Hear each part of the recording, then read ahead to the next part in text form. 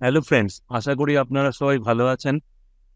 আপনারা হয়তো অনেকেই আইএসএল 2023-24 সিজনের ফাইনাল ম্যাচটি দেখেছেন, যেটি হয়েছিল আইএসএল এর পয়েন্টস টেবিলের দুই টপ টিম অর্থাৎ মোহনবাগান সুপার জায়ান্ট এবং মুম্বাই সিটি এফসির মধ্যে। আজকে আমি সেই ম্যাচটি নিয়ে আলোচনা করছি। প্রথমার্ধের শুরু থেকেই খেলায় মুম্বাই সিটি এফসির প্রাধান্য ছিল, কিন্তু গোল করার প্রথম সুযোগ তারা পায় 15 মিনিটের সময়। কর্নারের থেকে ফাঁকায় সুযোগ পেয়েছিলেন মেহতাব সিং, কিন্তু তার হেড মোহনবাগান সুপার জায়ান্টের বার পোস্টের উপর দিয়ে চলে যায়। এরপরে 28 মিনিটের সময় মুম্বাইয়ের ফরওয়ার্ড পেরেরা ডিয়াজের পেনাল্টি বক্সে উঁচু করে দেওয়া বল মোহনবাগান ডিফেন্ডার ভিক্টর ইউসের হাতে লাগে। রেফারি পেনাল্টি দেননি। 29 মিনিটের সময় পেরেরা ডিয়াজের পাস থেকে ছানতে গোল করার সুযোগ পেয়েছিলেন, কিন্তু অ্যাঙ্গেলটা দুর্বল হয়ে যাওয়াতে তিনি মাইনাস করেন, কিন্তু সেটি ধরার মতো মুম্বাই সিটি এফসির কেউ তখন মোহনবাগান সুপার জায়ান্টের পেনাল্টি বক্সে ছিল না। এরপরে 31 মিনিটের সময় মুম্বাই সিটি এফসির হয়ে ফ্রিকিক নেন ছানতে, কিন্তু তার ফ্রিকিকটি বিশাল দায়িত্বে পরাস্ত করলেও ক্রসবারে গিয়ে লাগে।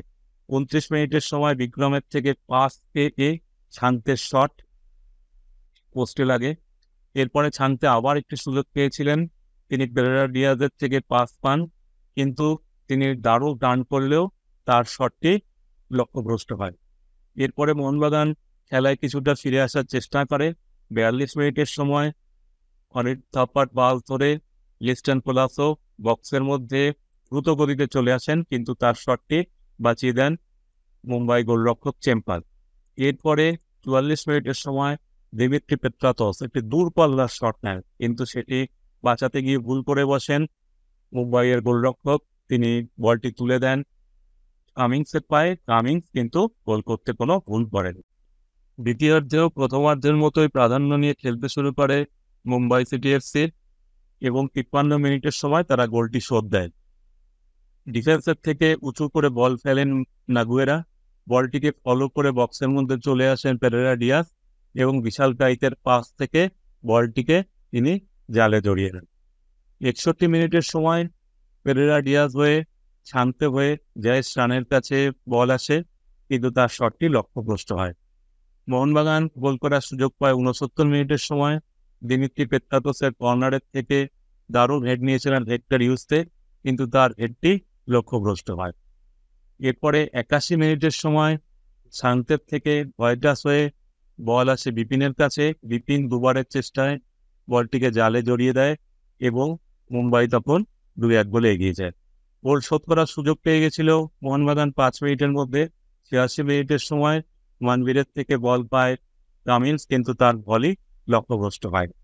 88 মিনিটের সময় লিস্টন দূরপাল্লার একটি শট নেন, কিন্তু সেই শটটি বাঁচাতে গিয়ে আবার ভুল করে বসেন চেম্পা, কিন্তু এই দফায় মুম্বাইয়ের কোনো রকম বিপদ হয়নি। 95 মিনিটের সময় একটি সুযোগ পান বিক্রম, কিন্তু তিনি নিজে শট নেওয়ার পরিবর্তে ছানতেকে দেন। এরপরে ছানতে মাইনাস করেন এবং সেই বলে শট নেন বিনীত রায়, তার শটটি বাঁচিয়ে দেন বিশাল কাইত।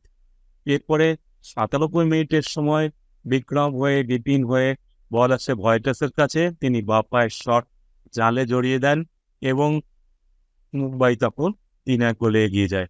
এরপরে আর খেলার মধ্যে কিছুই অবশিষ্ট থাকে না, এবং শেষ মোহনবাগান শেষ পর্যন্ত 3-1 গোলে পরাস্ত হয়।